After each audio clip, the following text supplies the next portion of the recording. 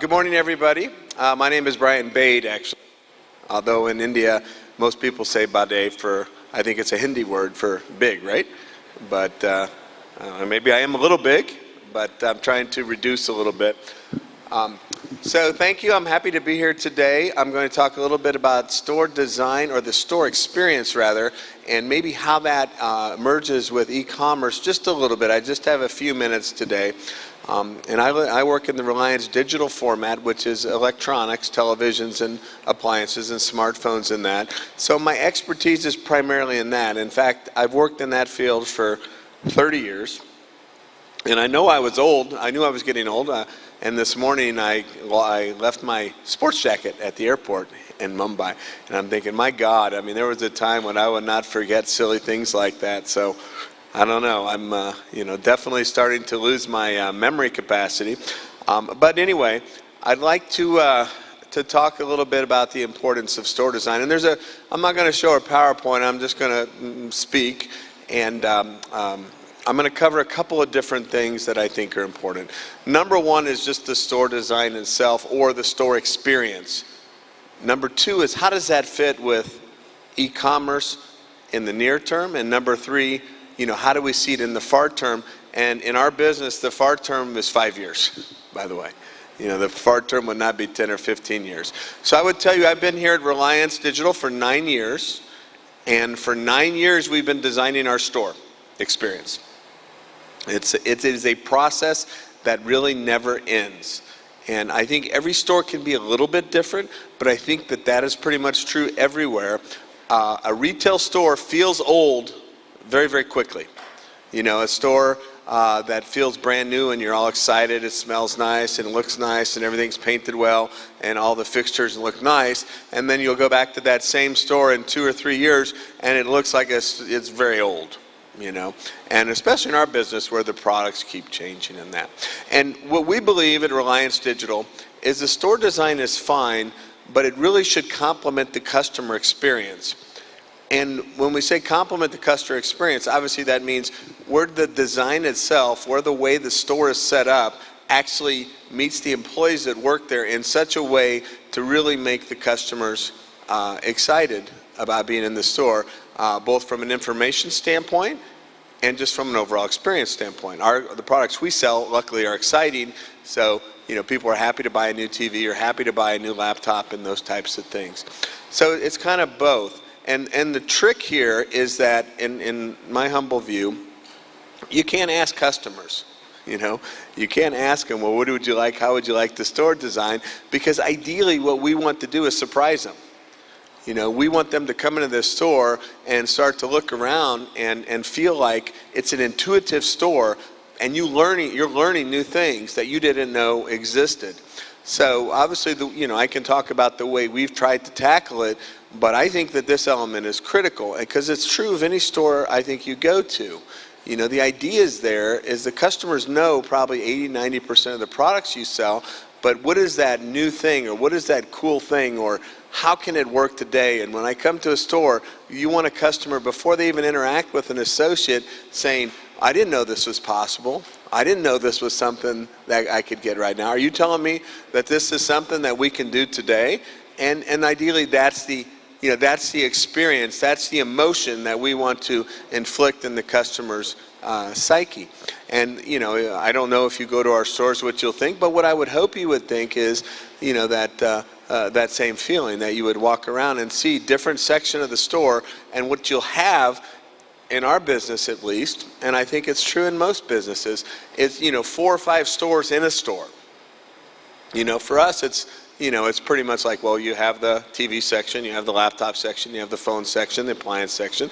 A grocery store is the same way, though. You have this section and that section and that section, and each one should be a little bit different. Each one should fit in with the customer's experience and excite them in such a way that is a little bit different and unique in that. So, now that's where we're currently at. And I think hopefully that's where everybody's currently at. Now let's talk about, well, what is the near future? What is the what we think can happen within the next year, to 18 months? Well, ideally, what you want to do is make that store feel personal to the customer. And how does that happen? It's really a lot of technology, okay? Now, the other question on that is, well, how does that going to fit in with e-commerce? So I think when I first joined in retail, there was no e-commerce, obviously. And then when e-commerce came out, it was called e-commerce. And then ultimately, it became known as multi-channel. For the stores that had both an e-commerce website and a store, they called it multi-channel. And at that time, it was viewed as separate channels that separate customers would buy on, which was more convenient for them. But I think what we're realizing right now is it's really called omni-channel, which is merely bringing all the things to a single point and realizing that every customer is likely to go online. Lots of customers will buy online, and lots of customers go to the store. Now, where is that store's place in that ecosystem? Does it have one? Is it a dying thing? You know, I don't think so. I don't think if it's thought about properly, it would be like that at all. And we've learned from our competitors and also from people throughout the world that companies can thrive in both environments. So as an example, in my business, electronics, if you benchmark all the countries in the world, who is the #1 retailer in that space, it always is a brick and mortar store. In the United States, it's not Amazon. In China, it's not Alibaba. And those places have, in the United States, Amazon has been in place for over 20 years, as most people know. So you'll see kind of a peak over there. And then what you see is these e-commerce players now that were strictly just e-commerce looking to open stores. Now, why do they need stores? Because customers need an experience, okay? So even they see the value in that. Amazon itself in the United States has bought a grocery chain, an electronics chain, and have tried opening their own stores because customers still like to go see products. They still like to touch and feel. And if you can make it exciting and personal enough, they'll also come to the store.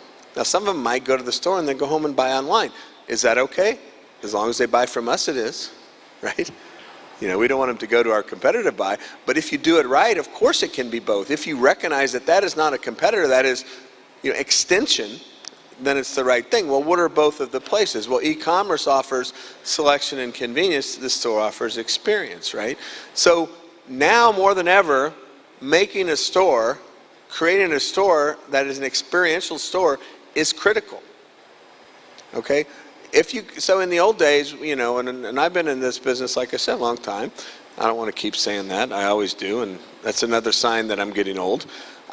Ultimately, way back when, it didn't matter. People had no choice. They had to go to stores.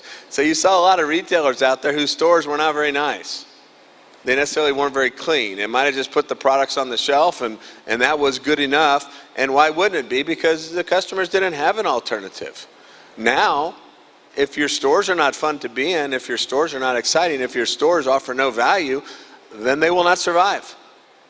It's that simple. Why would they? As soon as a customer realizes they can buy the same thing online at a much easier experience without having to deal with that, they'll do it. Why wouldn't they? Customers will go what's best for them. So now it's critical. This brings all of our, even here in India with Flipkart and Amazon both being there, this brings all of our levels up and the pressure is up now because we have to do a good job. Now we do have a online channel as well that we're continuing to develop, but we're also continuing to develop our store. And we're ready to keep trying things and investing in that. So what are the things that you can offer in a store? Well, number one, if you go online, it's hard to really get an experience, and even if you can, get your questions answered, it may not be the questions you have, and you may not know the right questions to ask, right? You may not know what are the right questions I should ask, and let's say if you want to go online today and try and find out what's the difference between a regular and a 4K TV, you'll get a lot of answers, but what it does for you, you won't know. So in my mind, what a store does is bring that down to the simplest terms and just show you. Very simply, I started out as a salesperson, and when a customer would say, what's the difference between this? I would say, this has a better picture, and I would show them right next to each other. And they would say, you're right, it does have a better picture. Why? And we'd tell them why. That's what a store should do. Those types of demos should be set up in a store. And I apologize for talking mostly about my line of my business itself, but of course it's important. I mean, it's all I know. I'm sorry. It's important to me. The other thing right now that, we can't even explore is India is the biggest phone market, second biggest phone market in the world, with almost 1 billion users in the phone market, right? The things phones do right now, even none of the people in this room rather, would know. Okay? I would promise you there are thousands and thousands of things your mobile phone that's sitting next to you can do. And maybe 5 or 10 of them would make a big difference in your life. Well, how do you find out what that is if you don't even know what to ask? Well, ideally, you go to a store and they're set up on the pods and they're showing what are the coolest things. I mean, why do you need 4 cameras on a phone? Or, what are they talking about when they say this type of camera, that type of camera? Or, what does it really do for you? So seeing is believing. You have to see it. The store has to show you that thing. Right? That's what a store can do. And of course, the person there is there to make it really personal. So if we're not able to offer that right now in our stores, in my business, and I think in most of the other businesses, it's not that much different too, then we don't have a very long life. Not in this space. Now, what happens in the next 5 years? Well, the next 5 years can be really exciting and also really scary, right? Because now the online experience may continue to improve with things like AI and virtual reality and things like that. But what do we have now available with us? Well, right now, or just in the next year or two, you'll be able to come to my store, and if you're my shopper and have my application on your phone, and can get all the service and everything, I'll know who you are. And just like a patient walking into a doctor's office, your whole medical history will be there. Now, I'm not saying we would know personal things, but I'm saying we would know what you bought when you bought it.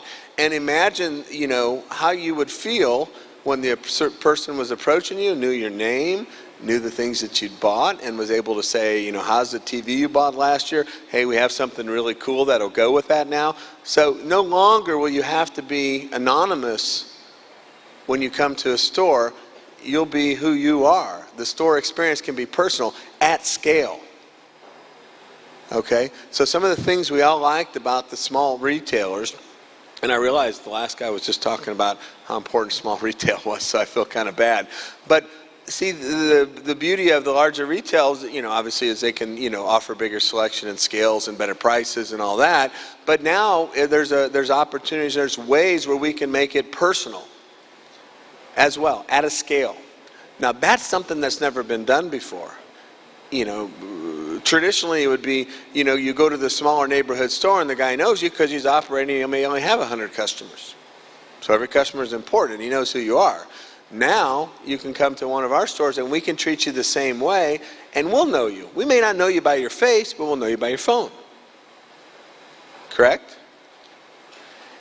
And also, how omni-channel will actually complement, because as we said, every customer is both an e-commerce customer and a store customer.